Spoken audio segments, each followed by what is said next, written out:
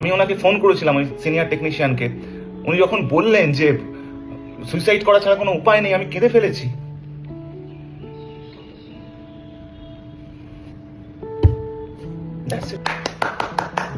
চিরচাকা বন্ধ হয়ে গেছে। আমার কিচ্ছু যায় আসে না, শুটিং না করলেও মধুমণি বহু বছর শুটিং করেনি, আমার কিছু যায় আসে না, কারণ শুটিং এর যে রোজগার সেটা আমার টোটাল রোজগারের, আমাদের টোটাল রোজগারে 15-20% হবে। আজ অব্দি কোনোদিনও মদ সিগারেটের কোনো বিজ্ঞাপন করিনি আমরা করিনি, ফিউচারও করবো না। যা করেছি সততার সাথেই পয়সা কামিয়েছি, সততার সাথে এই জায়গায় এসেছি। আমি জোরহাত করে বলছি, আপনারা যারা এই বিষয়টা নিয়ে ভাবছেন তারা আরেকবার ভাবুন যে চিরসখার দোষ কোথায়, এর সাথে যুক্ত যারা, আমরা কি দোষী? মানে এখানের আর্টিস্ট, এখানের টেকনিশিয়ানরা কি দোষ করলো ভাই? প্রতিবাদ হোক, 100% তদন্ত হোক, সবকিছু হোক, কিন্তু চিরসখা কি দোষ করলো? This is my whole point. Junior হিসেবে কাজ শুরু করেছি, 500 টাকাও পাইনি। তো আমার তখনও ভয় ছিল না, এখনো ভয় নেই। আমি পিঠে ছুরি খাওয়ার থেকে বুকে ছুরি খাওয়া অনেকটা সম্মানের মনে করি। নমস্কার। চিরচাকা বন্ধ হয়ে গেছে, দারুণ ব্যাপার। আমরা এখন সবাই সিকিওর। কালকে চিরসখার একজন সিনিয়র টেকনিশিয়ানকে, তার সম্মান রক্ষার্থে, আমি তার নাম নিচ্ছি না, সিনিয়র 50+, ফোন করেছিলাম। কাঁদছে আমায় বলছে যে রাজা, আমার 2টো মেয়ে আছে, আমার বউ বলল যে চলো আমরা 4 জনে মিলে সুইসাইড করে নিই। আমি ঘুমোতে পারিনি, তারপর থেকে কাল রাতে ঘুমোইনি। আমার কিচ্ছু যায় আসে না, শুটিং না করলেও মধুমণি বহু বছর শুটিং করেনি, আমার কিছু যায় আসে না, কারণ শুটিং এর যে রোজগার সেটা আমার টোটাল রোজগারের, আমাদের টোটাল রোজগারে 15-20% হবে। কিন্তু আমার যায় আসে যখন আমার ছেলে বড় হবে, যখন ও জানবে যেরকম একটা ঘটনা ঘটলো, তার বাবার কাছে টাকা ছিল, পয়সা ছিল, ক্ষমতা ছিল, ফলোয়ার ছিল, ভালোবাসা ছিল, কিন্তু সে কিছু বলেনি, চুপ করে থেকেছে। আমি পিঠে ছুরি খাওয়ার থেকেও বুকে ছুরি খাওয়া অনেকটা সম্মানের মনে করি। তাই তোমাদেরকে বলছি, কি দোষ করেছে টেকনিশিয়ানরা, কি দোষ করেছে বাকি আর্টিস্টরা? আমরা কি দোষী? চিরসখা কেন বন্ধ হলো? টেকনিশিয়ানরা, তাদের কত টাকা পার ডে হয়, কত সঞ্চয় থাকে? এই তো এর মধ্যেই, গত সপ্তাহতেই একজন টেকনিশিয়ান দাদার সাথে কথা হচ্ছিল, বললো যে দাদা আমার মেয়েকে বোধহয় স্কুল নাকি একটা কথা বলছিল, স্কুলে দেবো, এরকম একটা কিছু কথা চলছে। ছোট মেয়ে, একজনের পায়ে অপারেশন হবে, পায়ে ব্যথা আছে। তারা যারা এই ভিডিওটা দেখলে বুঝতে পারবে, আমি কারোরই নাম নিচ্ছি না। কি করবে তারা, কি করবে? এবার তোমরা বলতে পারো যে দাদা সিরিয়াল তো বন্ধ হয়। হ্যাঁ, বন্ধ হয়, বন্ধ হওয়া জোর করে বন্ধ করে দেওয়ার মধ্যে তফাৎ আছে বস।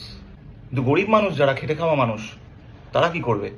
আর আর্টিস্টদেরও বিরাট কোনো ভালো অবস্থা নয়, আর্টিস্টদেরও ভালো অবস্থা নয়। এটা এটা তোমার মুম্বাই বা সাউথের ইন্ডাস্ট্রি নয়।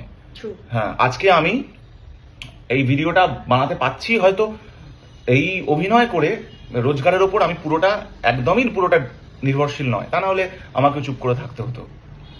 এইটাই ব্যাপার। দেখো, তোমরা বিচার করে দেখো, কি আর বলবো। কি বলতো, রাইট নেই অভিনয়টা, না আমার ভালোবাসা, এরম ভাবে আমার ভালোবাসাকে কেড়ে নেওয়ার কোনো রাইট নেই কারোর। ফাট করে একটা নির্দেশ, কোনো রাইট নেই। যারা আমরা অভিনয় করতে এসেছি, অনেকে বড় চাকরি ছেড়ে এসেছে। আমি নিজে ইঞ্জিনিয়ার, বিটেক ইঞ্জিনিয়ার, বড় কোম্পানিতে চাকরি করতে পারতাম, তো বিদেশে থাকতে পারতাম। রিস্ক নিয়েছি, ইন্টারভিউ দিইনি, কারণ আমি অভিনেতা হব, আমি অভিনয় করব, অভিনয় করে রোজগার করব। তখন জানতাম না যে নাম করব, জানি অভিনয়টা করতে হবে। আরে বস, জুনিয়র হিসেবে কাজ শুরু করেছি, 500 টাকাও পাইনি। তো আমার তখনও ভয় ছিল না, এখনো ভয় নেই। ভয় আমার নেই। প্রতিবাদ হোক, 100% তদন্ত হোক, সবকিছু হোক, কিন্তু চিরসখা কি দোষ করলো? This is my whole point. মানে এখানের আর্টিস্ট, এখানের টেকনিশিয়ানরা কি দোষ করলো ভাই? আমি তো এটা বুঝতে পারলাম না। হ্যাঁ, দোষী আমরা। আমি আমার কাজকে ভালোবাসি, এটা আমার দোষ না? দাদা, এখন আবার শুটিং করার কি আছে? কেন ভাই? তোমারই বা তাহলে চাকরি করার কি আছে? তোমারই বা তাহলে ব্যবসা করার কি আছে? এটা তো আমার রুজি রুটি। প্রতিবাদ করবো না, এখনো কিছুই বলবো না, চুপ করে থাকবো? এতটা স্বার্থপর? খালি নিজেরটা বুঝি। আরে ভাই ছাড় না, এত ব্যাংক ব্যালেন্স আছে, একটা নয়, দুটো নয়, তিনটে নয়, এত 4খানা প্রপার্টি রয়েছে, হাই রাইজে 3-4টে গাড়ি রয়েছে, বিজনেস রয়েছে, 3-4টে গাড়ি রয়েছে, বিজনেস রয়েছে। কি যায় আসে? কিছুই যায় আসে না। ও ঠিক আছে, চুপি চুপি আরেকটা প্রডিউসারকে ফোন করবো, ফোন করে বলবো যে আমি খালি আছি এখন, হ্যাঁ এটা দেখে নেবেন, ব্যাস ওইটুকুই। তারপর আবার ঢুকে যাবো, রেমুনারেশনটা ওই ফাঁকতালে একটু বাড়িয়ে নেবো। না, পারলাম না, এইটা করতে পারলাম না, এটা করতে পারলাম না। জানি এটার অনেক বিরূপ প্রতিক্রিয়া হতে পারে, অনেকে ভুল বুঝতে পারে, কিন্তু আমি জোরহাত করে বলছি, আপনারা যারা এই বিষয়টা নিয়ে ভাবছেন তারা আরেকবার ভাবুন যে চিরসখার দোষ কোথায়, এর সাথে যুক্ত যারা, আমরা কি দোষী?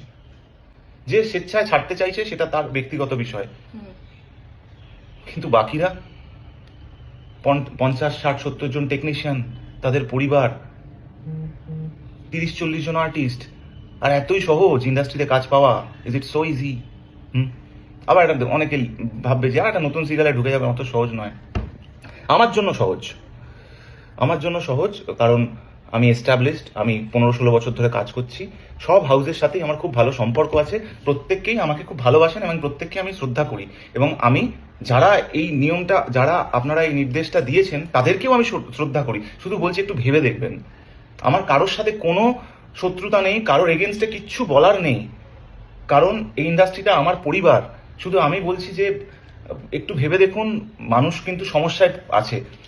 কালকে যখন আমি ওনাকে ফোন করেছিলাম, ওই সিনিয়র টেকনিশিয়ানকে, উনি যখন বললেন যে সুইসাইড করা ছাড়া কোনো উপায় নেই, আমি কেঁদে ফেলেছি।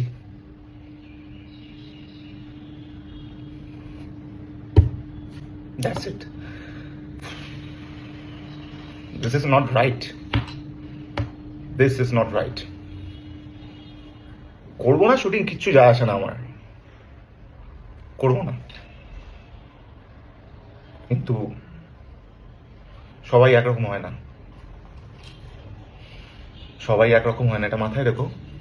তোমাদের রাজাদা সৎ, অনেস্ট, টাকার পেছনে দৌড়য়নি, সত্যের পেছনে দৌড়েছে, লড়াই করেছে, আজকে স্ট্রাগল করে এই জায়গায় এসছে। আজ অব্দি কোনোদিনও মদ সিগারেটের কোনো বিজ্ঞাপন করিনি আমরা করিনি, ফিউচারেও করবো না। যা করেছি সততার সাথেই পয়সা কামিয়েছি, সততার সাথেই জায়গায় এসেছি, তাই আজকে সততার সাথেই বলছি, তা ঠিক হলো না। This is not done.